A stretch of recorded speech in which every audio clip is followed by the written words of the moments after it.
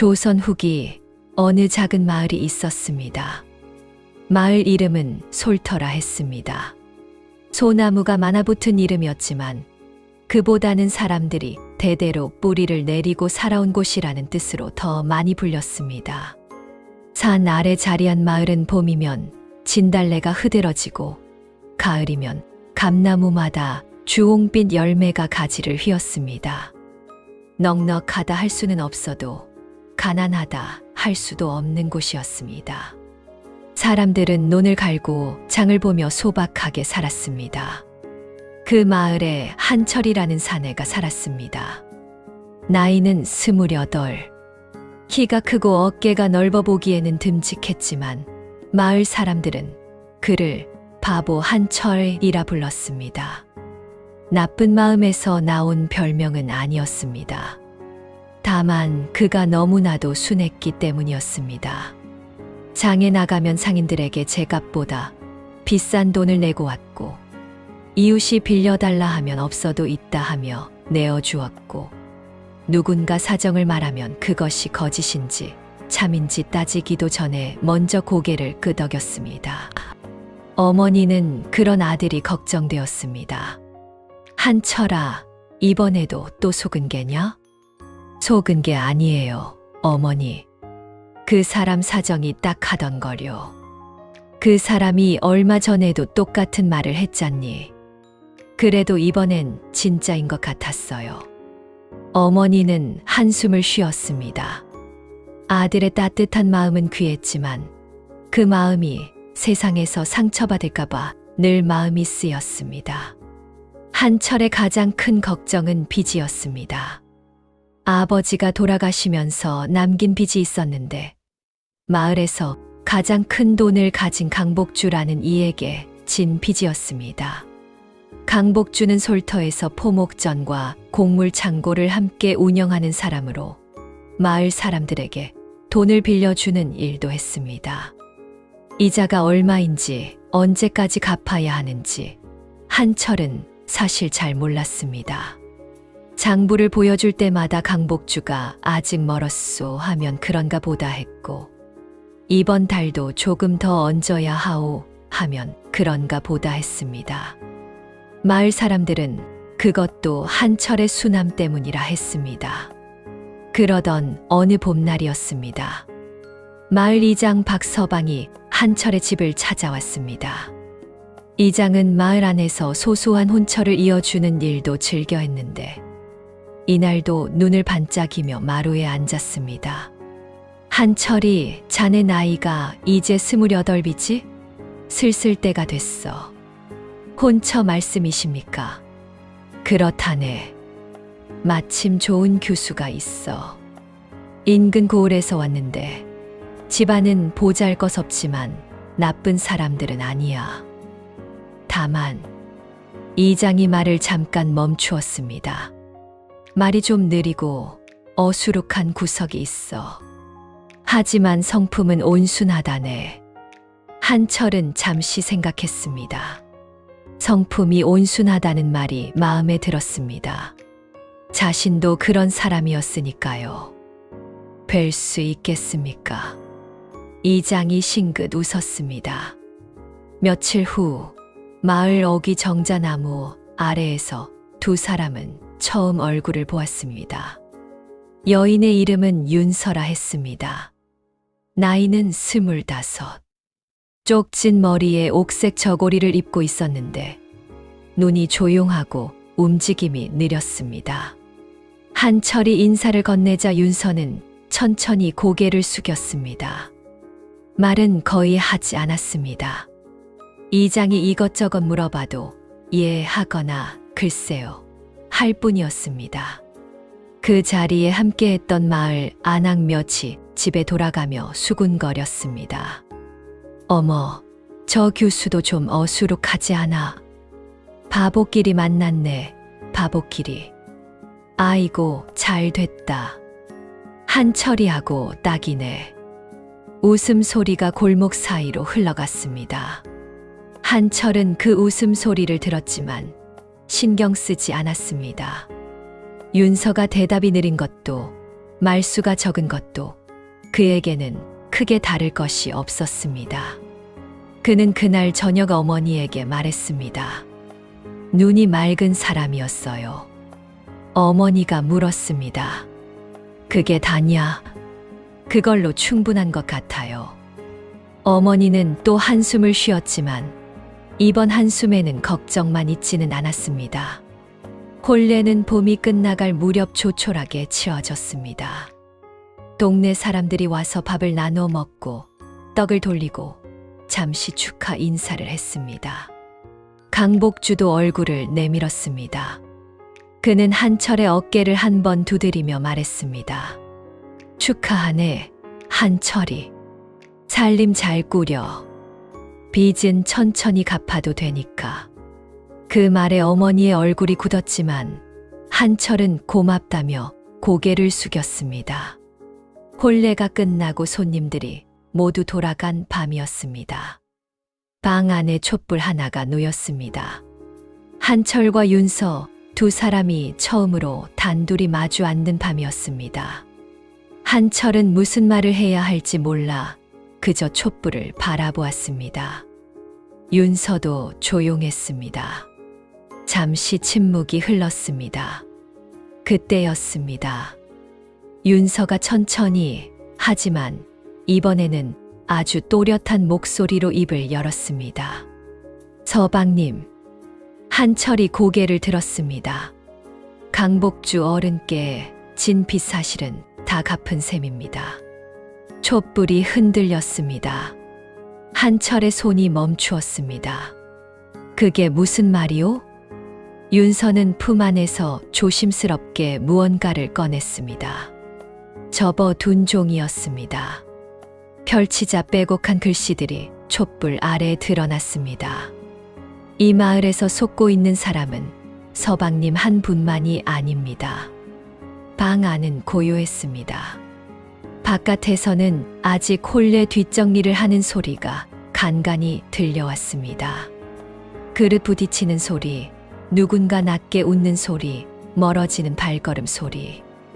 하지만 이 작은 안방 안에서는 그 모든 소리가 아주 먼 곳에 일처럼 느껴졌습니다.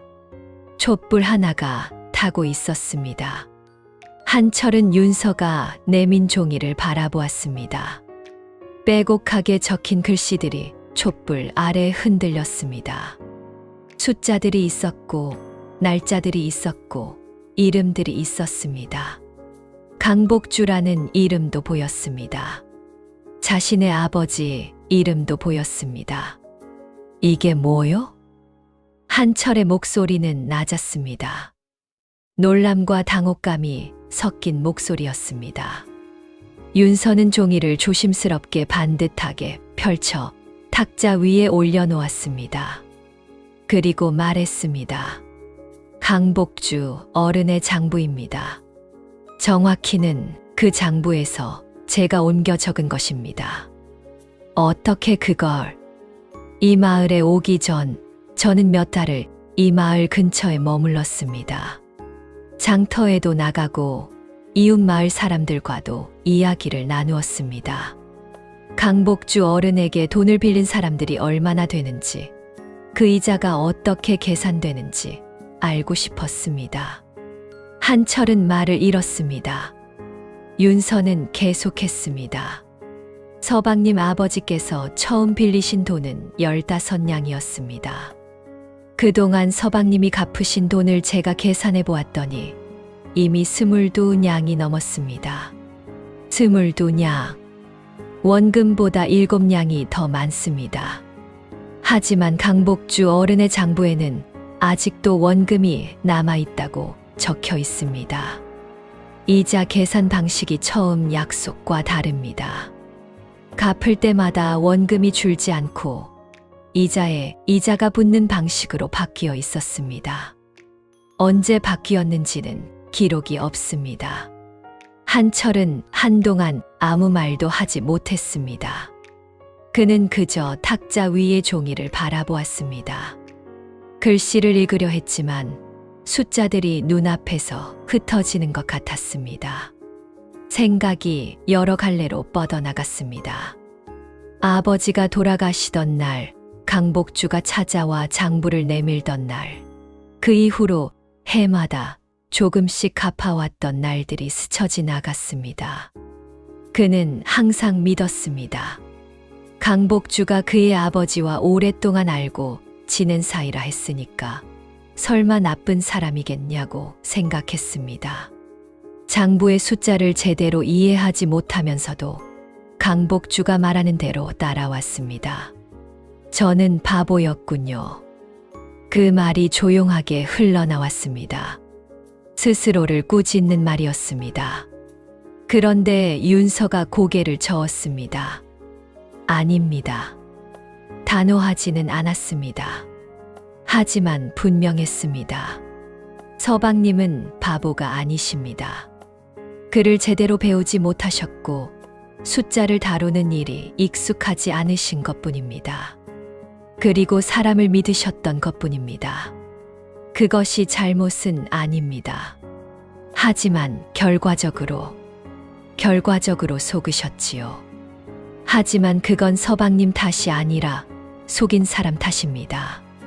한철은 윤서를 바라보았습니다. 혼례 전 정자나무 아래에서 처음 보았을 때 그녀는 말이 거의 없었습니다. 느리고 조용하고 어디를 보는지도 모를 만큼 시선이 낮았습니다. 마을 사람들이 수군거릴 때도 그저 고개를 숙이고 있었습니다. 그런데 지금 이 여인은 달랐습니다. 목소리가 달랐고 눈빛이 달랐습니다. 같은 사람이라는 것이 믿기지 않을 만큼 당신은 바보가 아니었군요. 윤서가 처음으로 입가에 아주 작은 미소를 지었습니다. 저는 처음부터 바보가 아니었습니다. 다만 바보인 척했습니다. 왜요? 사람들은 자신보다 똑똑해 보이는 사람 앞에서 말을 아낍니다. 하지만 어수룩해 보이는 사람 앞에서는 마음을 놓고 이야기합니다. 저는 이야기를 들어야 했습니다. 한철은 잠시 그 말을 마음속에서 천천히 되새겼습니다. 그러면 이 마을에 처음 오기 전부터 모든 걸 알고 있었던 겁니까? 전부는 아닙니다. 하지만 의심은 하고 있었습니다. 이장 어른을 통해 이혼처 이야기가 나왔을 때 저는 강복주 어른의 이름을 이미 한 번 들은 적이 있었습니다. 인근 고을에서 비슷한 방식으로 돈을 빌려주고 이자를 부풀린다는 이야기였습니다. 그래서 더 알아보았습니다. 그러니까 나를 만나기 위해 온 게 아니라. 윤서는 잠깐 말을 멈추었습니다. 서방님을 만나기 위해 왔습니다. 그것도 사실입니다. 그 말이 한철의 마음속에 조용히 내려앉았습니다. 하지만 이 마을 일도 바로잡을 수 있다면 바로잡고 싶었습니다. 서방님 한 분만의 일이 아닐 것 같았으니까요. 한철은 다시 탁자 위의 종이를 내려다보았습니다. 이걸 어떻게 하려고요? 아직 모릅니다. 더 알아봐야 합니다. 서방님 일만인지 다른 분들도 같은 상황인지 그것부터 확인해야 합니다. 그 확인을 어떻게 합니까? 윤서가 조용히 말했습니다. 저는 내일부터 다시 바보인 척할 겁니다. 촛불이 흔들렸습니다. 한철은 한참 동안 아무 말도 하지 않았습니다. 그러다 낮게, 아주 낮게 웃었습니다. 어이없다는 웃음도 아니고 기쁘다는 웃음도 아니었습니다. 그저 이 상황이, 이 밤이, 이 여인이 너무나 뜻밖이어서 나온 웃음이었습니다. 나는 어떻게 하면 됩니까? 윤서가 그를 바라보았습니다. 지금처럼 하시면 됩니다. 지금처럼요? 따뜻하게 대하시고 사람들을 믿으시고 웃으시면 됩니다. 서방님은 이 마을에서 누구보다 많은 사람에게 신뢰를 받고 있습니다. 그게 제가 가진 것보다 훨씬 큰 힘입니다. 한철은 잠시 그 말을 곱씹었습니다. 평생 바보 소리를 들으며 살았습니다. 세상 물정 모른다는 말도 쉽게 속는다는 말도 수없이 들었습니다. 그런데 이 여인은 지금 그것이 약점이 아니라고 말하고 있었습니다. 촛불이 조용히 타올랐습니다. 두 사람은 그날 밤 오래도록 이야기를 나누었습니다. 처음으로, 진심으로. 다음 날 아침부터 윤서는 다시 바보가 되었습니다. 걸음이 느려졌습니다. 시선이 낮아졌습니다. 말을 걸어오면 한 박자 늦게 대답했고, 대답도 짧고 어눌하게 했습니다. 간밤의 촛불 앞에서 또렷하게 빛나던 눈빛은 어디에도 없었습니다. 그저 평범하고 어수룩한 새 며느리가 마을을 천천히 둘러보는 것처럼 보였습니다. 한철의 어머니는 그런 며느리를 보며 한숨을 참았습니다. 이장 어른이 말씀하셨던 대로구나. 좀 모자란 사람이구나. 하지만 어머니는 내색하지 않았습니다. 따뜻한 사람이었으니까요. 윤서야, 오늘은 그냥 쉬어라. 아직 낯선 곳이니. 예, 괜찮아요. 조금 걸어볼게요. 느린 말투. 어머니는 고개를 끄덕였습니다. 윤서는 천천히 마을로 나섰습니다. 솔터 마을은 크지 않았습니다. 우물이 하나 있었고, 작은 장터가 있었고, 빨래터가 있었습니다. 그리고 그 세 곳에는 언제나 사람이 있었습니다. 안악들이 모이고, 노인들이 쉬고, 아이들이 뛰어다녔습니다. 마을의 이야기는 늘 그 세 곳에서 흘러나왔습니다. 윤서는 그 세 곳을 매일 돌았습니다. 우물가에서는 물을 깃는 척하며 옆 사람들의 이야기를 들었습니다.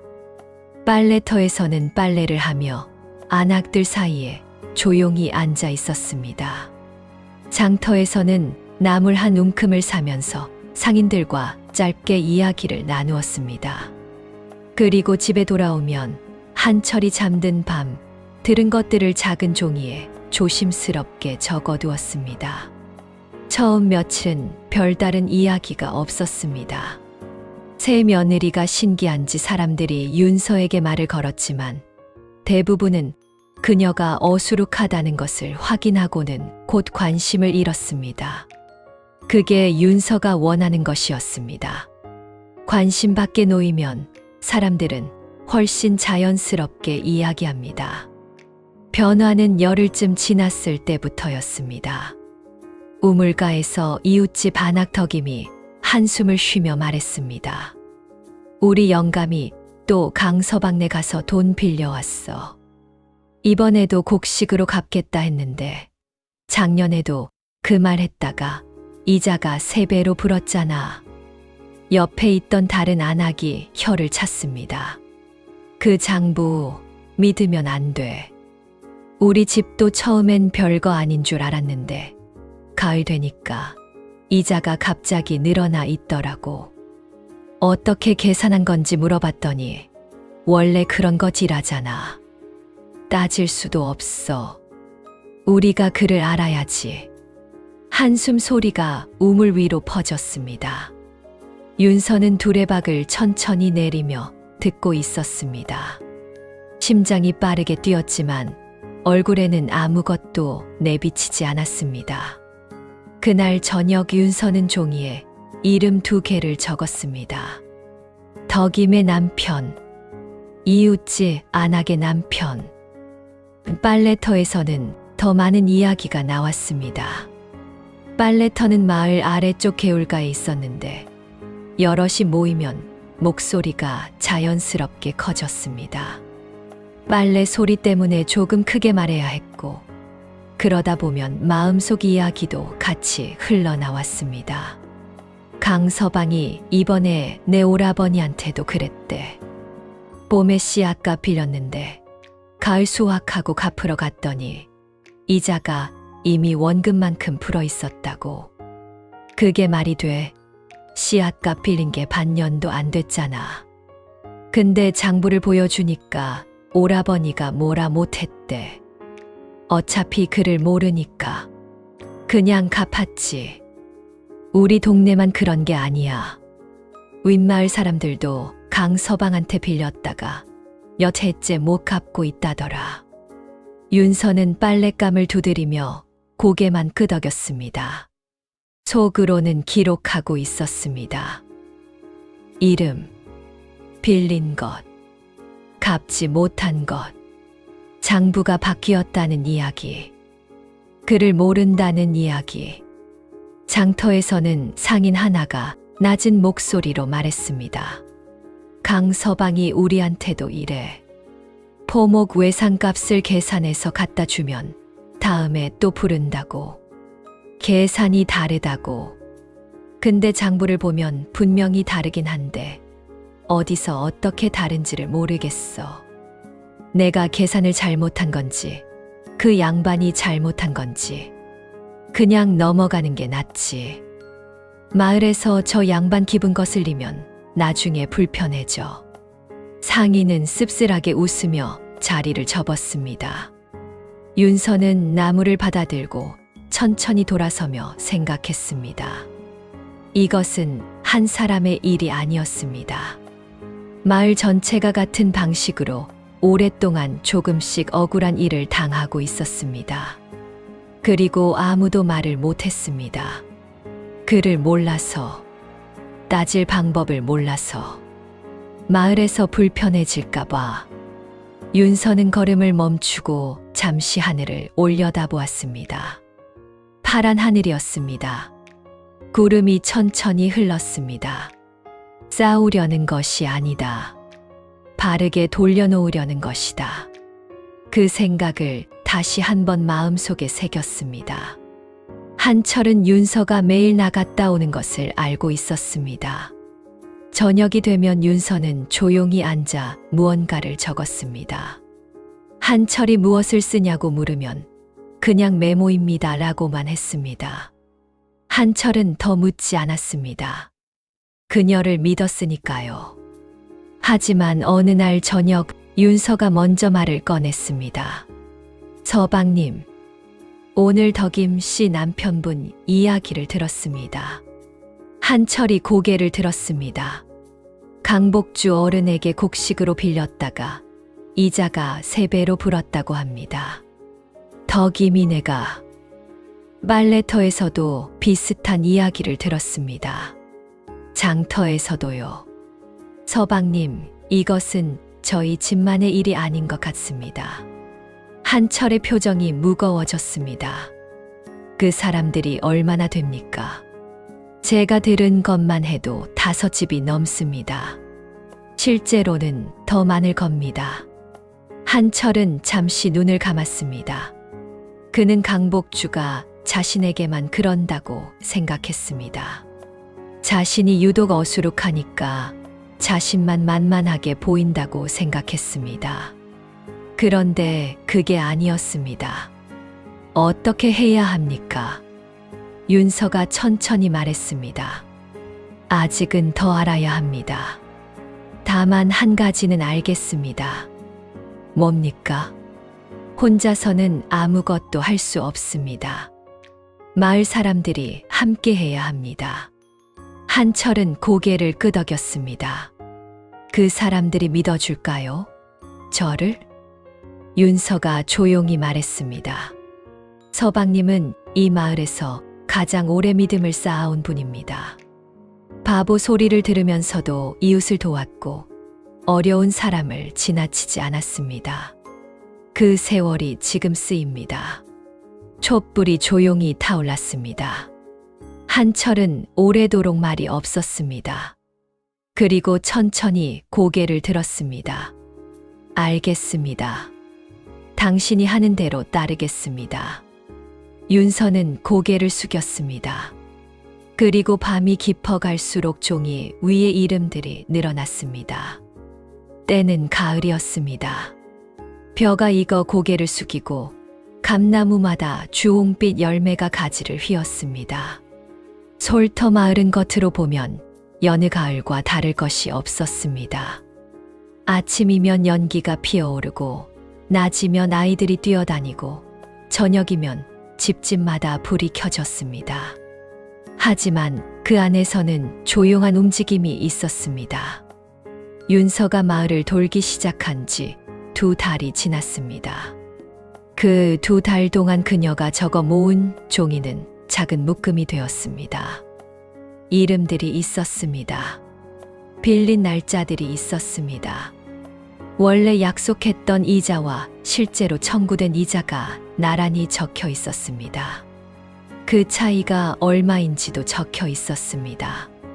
어느 날 저녁 윤서는 한철에게 그 묶음을 내밀었습니다. 이제 충분합니다.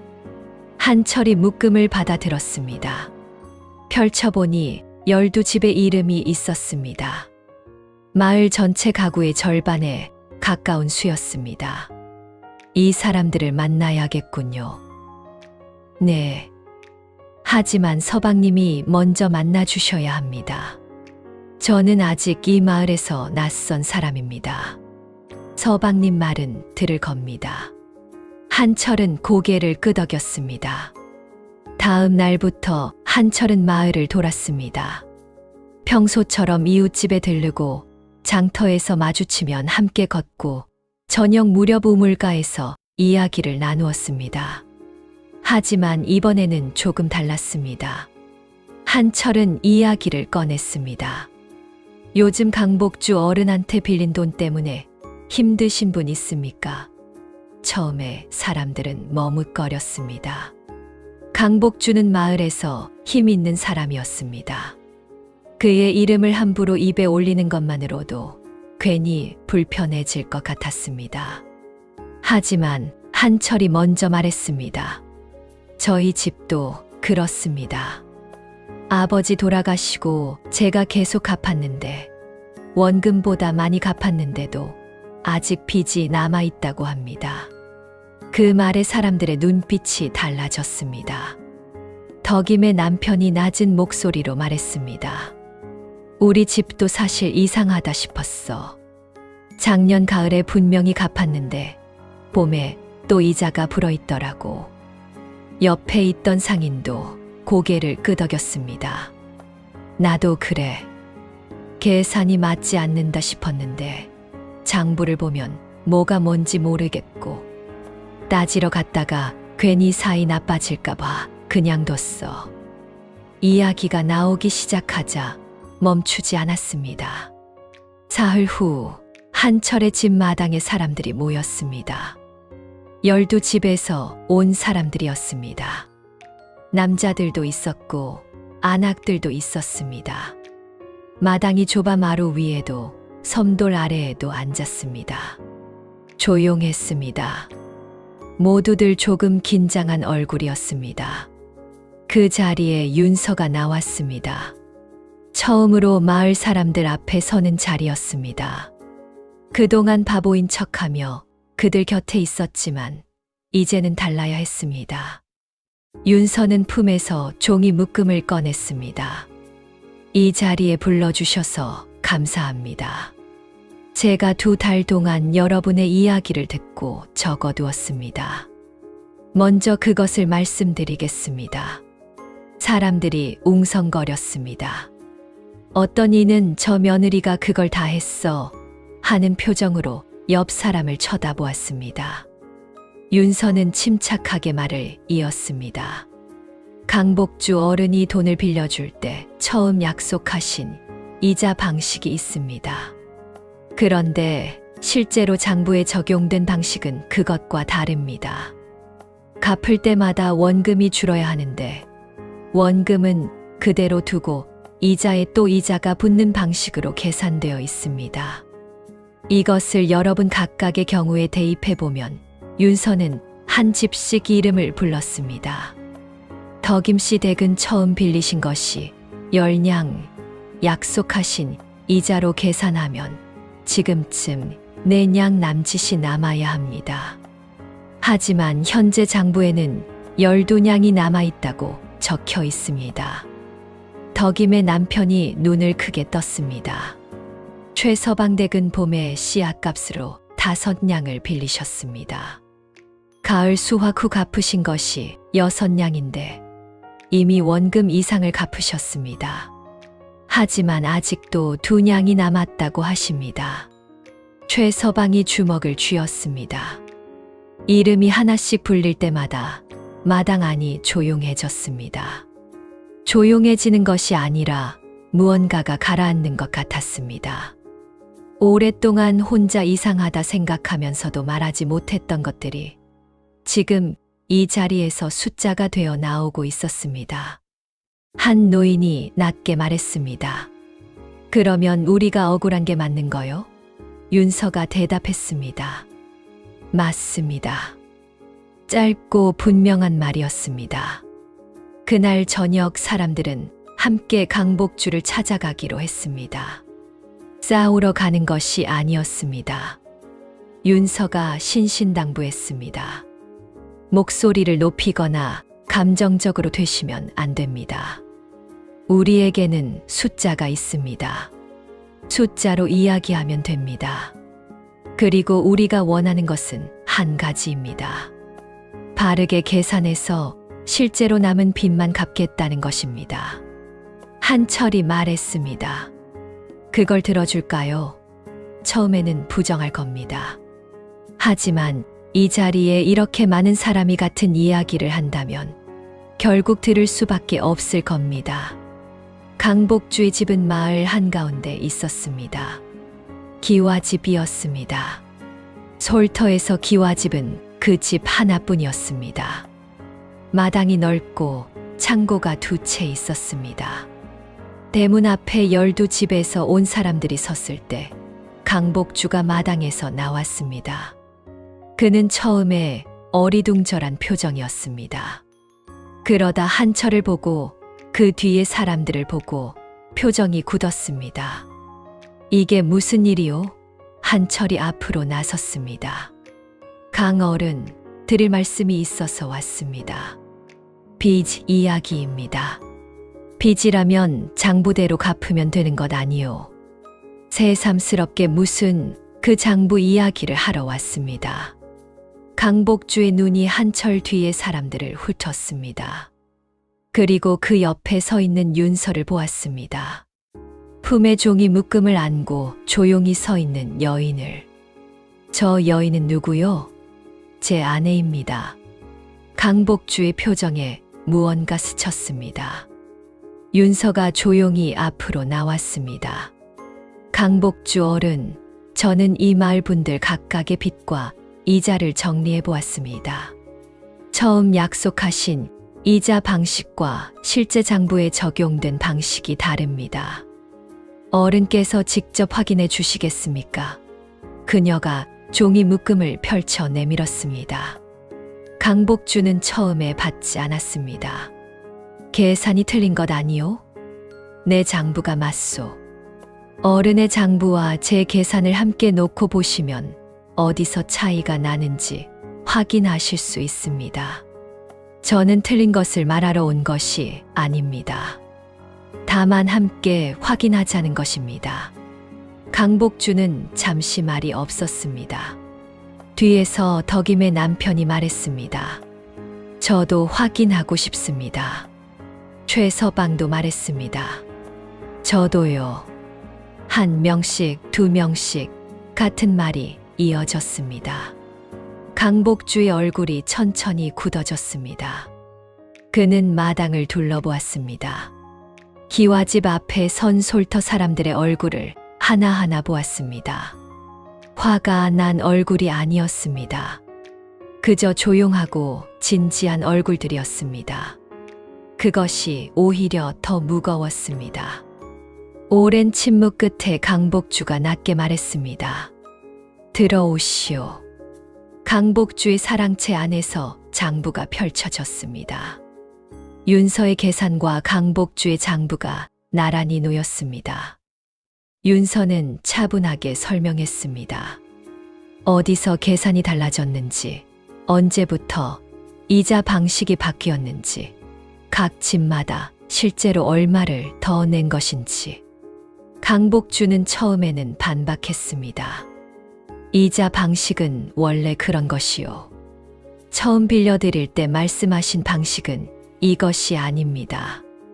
덕임씨 남편분은 처음 약속을 기억하고 계십니다. 최서방님도 마찬가지입니다. 기억이란 게 정확하지 않소. 그래서 제가 적어두었습니다. 윤서가 조용히 말할 때마다 강복주의 반박은 조금씩 힘을 잃었습니다. 옆에서 사람들이 자신의 기억을 하나씩 보탰습니다. 언제 빌렸는지, 처음에 무슨 말을 들었는지, 얼마를 갚았는지. 각자의 기억이 모이자 그것은 더 이상 흐릿하지 않았습니다. 강복주는 오랫동안 장부를 들여다보았습니다. 그리고 천천히, 아주 천천히 고개를 숙였습니다. 내가 욕심을 부렸소. 짧은 말이었습니다. 하지만 그 말이 사랑채 안에 내려앉았을 때 아무도 아무 말도 하지 않았습니다. 오랫동안 윤서가 먼저 말했습니다. 저희는 다투러 온 것이 아닙니다. 이 마을이 서로 믿고 살기를 바랄 뿐입니다. 실제로 남은 빚만 바르게 계산해서 갚겠습니다. 그것으로 충분합니다. 강복주는 다시 고개를 숙였습니다. 이번에는 더 깊이. 가을이 지나고 겨울이 왔습니다. 솔터 마을의 겨울은 언제나 조용했습니다. 논이 비고 장터가 한산해지고 사람들은 집 안에서 더 많은 시간을 보냈습니다. 하지만 그해 겨울은 조금 달랐습니다. 집집마다 문을 열어두는 시간이 길어졌습니다. 이웃끼리 마루에 앉아 이야기를 나누는 모습이 늘었습니다. 뭔가가 풀린 것 같았습니다. 오랫동안 가슴 어딘가에 걸려있던 작은 돌멩이 하나가 빠져나간 것처럼 강복주는 약속을 지켰습니다. 한 집 한 집 실제로 남은 빚을 다시 계산했습니다. 더 낸 사람에게는 돌려주었고 남은 빚은 처음 약속한 방식대로 다시 정리했습니다. 말없이 조용히 했습니다. 자랑하거나 변명하지 않았습니다. 그것만으로도 충분했습니다. 마을 사람들도 말을 아꼈습니다. 지난 일을 들추거나 강복주를 험담하거나 하지 않았습니다. 그저 새로 정리된 장부를 받아들고 고개를 끄덕였습니다. 솔터는 작은 마을이었습니다. 앞으로도 함께 살아야 하는 곳이었습니다. 그것을 모두가 알고 있었습니다. 겨울이 깊어지던 어느 날 저녁이었습니다. 한철의 집 안방에 작은 화롯불이 피워져 있었습니다. 어머니가 손을 쬐며 앉아 있었고 윤서가 그 옆에서 바느질을 하고 있었습니다. 한철은 마루에서 나무를 다듬다가 안을 들여다보았습니다. 어머니가 말했습니다. 윤서야. 예, 어머니. 처음에 내가 너를 잘못 봤구나. 윤서는 바느질하던 손을 멈추었습니다. 아닙니다, 어머니. 아니야. 어수룩한 아이인 줄로만 알았지. 미안하다. 어머니께서 처음부터 따뜻하게 대해주셨습니다. 그것이 저는 더 고마웠습니다. 어머니는 잠시 말이 없었습니다. 그리고 낮게 웃었습니다. 그래, 내가 왔으니 다행이다. 한철은 마루에서 그 말을 들으며 조용히 웃었습니다. 아무것도 하지 않았습니다. 그냥 그 소리를 들었습니다. 봄이 오자 마을에 변화가 생겼습니다. 윤서가 마을 아낙들에게 글을 가르치기 시작했습니다. 처음에는 덕임이 물어왔습니다.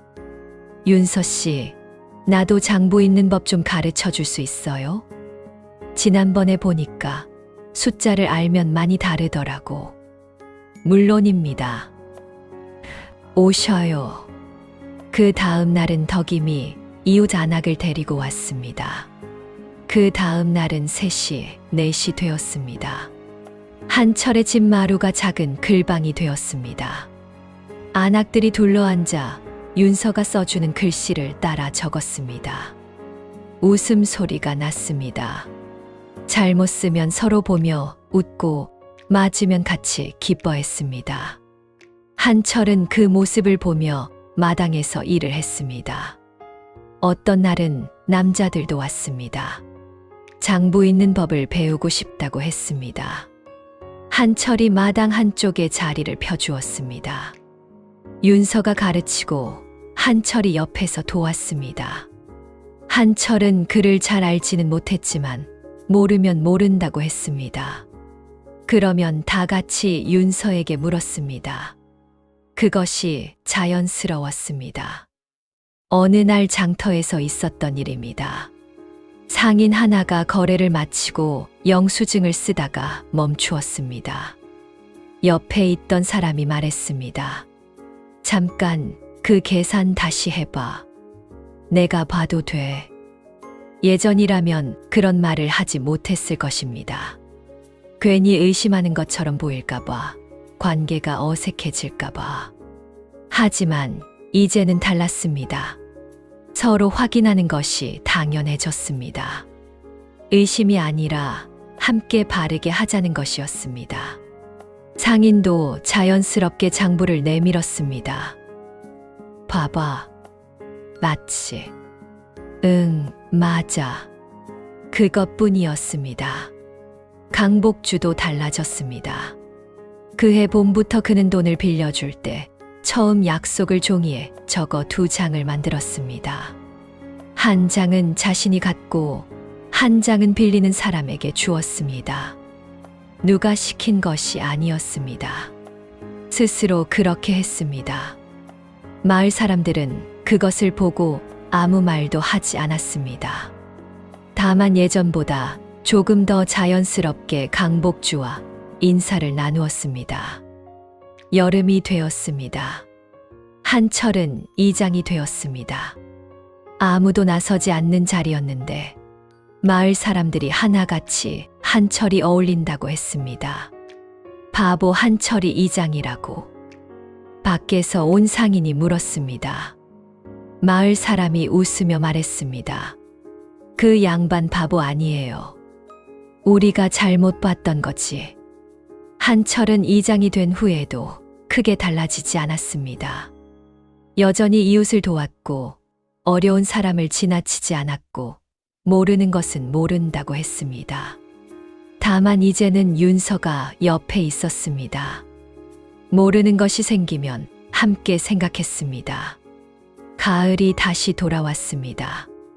감나무에 열매가 맺히고 벼가 익어 고개를 숙였습니다. 꼭 1년 전 윤서가 마을 사람들을 모아 이름을 불렀던 그 계절이 다시 왔습니다. 마을 어귀 정자나무 아래 아이들이 뛰어놀고 있었습니다. 그중 한 아이가 마침 그곳을 지나던 한철에게 달려왔습니다. 이장님. 왜? 이장님은 왜 그렇게 착해요? 한철이 멈추었습니다. 아이의 눈이 반짝였습니다. 진심으로 궁금한 눈이었습니다. 한철은 잠시 생각했습니다. 그리고 웃었습니다. 예전에 많이 배웠거든. 누구한테요? 한철은 마을 쪽을 돌아보았습니다. 저 멀리 한철의 집 마루에서 안악들에게 무언가를 설명하고 있는 윤서의 모습이 보였습니다. 조용하고 단정한 모습이었습니다. 착한 사람한테. 아이는 고개를 갸웃했습니다. 그리고 다시 뛰어갔습니다. 한철은 잠시 그 자리에 서서 마을을 바라보았습니다. 정자나무 아래 바람이 불었습니다. 낙엽이 몇 장 흘렀습니다. 집집마다 연기가 피어오르고 있었습니다. 어디선가 안악들의 웃음소리가 들렸습니다. 아이들이 뛰는 소리가 들렸습니다. 솔터 마을은 여전히 작았습니다. 넉넉하다 할 수는 없어도 가난하다 할 수도 없는 곳이었습니다. 하지만 달라진 것이 있었습니다. 사람들이 서로의 눈을 더 자주 보았습니다. 모르는 것을 물어보는 것이 부끄럽지 않아졌습니다. 속이는 것보다 바르게 하는 것이 자연스러워졌습니다. 그것은 싸워서 얻은 것이 아니었습니다. 천천히 조용히 함께 만들어낸 것이었습니다. 달빛이 마을 위로 내려앉았습니다. 사람의 지혜는 남을 이기기 위해서가 아니라 함께 살기 위해 쓰인다는 것을 솔터 마을 사람들은 그 가을에 조용히 알게 되었습니다.